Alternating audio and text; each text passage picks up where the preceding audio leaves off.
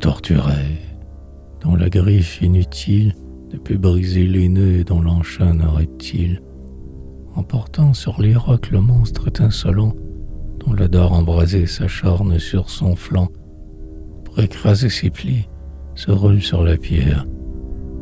Mais dégageant alors sa tête meurtrière, le serpent le retient dans un de ses anneaux, et sur le vaste corps qu'il déchire en lambeaux, de son triple aiguillon promène les morsures. Tel déjà consumé par de sourdes blessures, le vaisseau vigoreux s'agite et se débat. La flamme tortueuse, errant autour du mât, monte jusqu'à la vergue et court sur les antennes, chercher le lin flottant de ses voiles hautaines. Le colosse éperdu veut en vain déchirer tous ces linceuls de feu qui viennent l'entourer.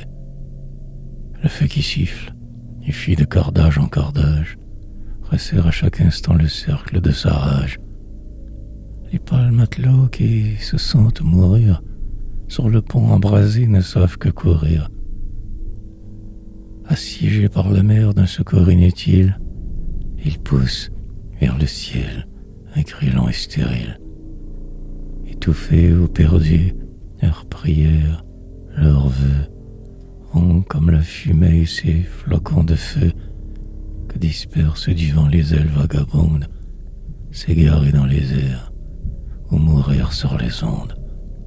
D'une horrible parure encore tout palpitant, les mâts demi-rompus se balancent longtemps, tombent sur des débris, et ces faisceaux de tête qu'attendait le sérail pour commencer ses fêtes vont, en s'éparpillant sous le pied des vainqueurs, d'un présage de plus épouvanter leur cœur.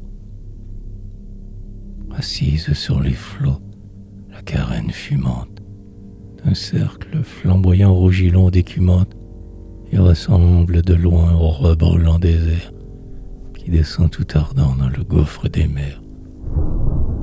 S'élançant vers les cieux comme une énorme bombe, le navire en éclats fuit et vole, et retombe. La mer s'ouvre en sifflant, se referme. Tout dort. Le bruit, le feu, les flots, les hommes, tout est mort. La scène du combat disparaît et s'efface, et le champ de bataille en dévore la trace. Sous le soc empressé de son léger vaisseau, Canaris, sillonnant ce mobile tombeau, n'y voit déjà plus rien qui rappelle sa gloire. Il passe à tout au vol à travers sa victoire, et voit du Dieu qu'il sert, sollicitant l'appui, juré de vaincre encore pour la Grèce et pour lui.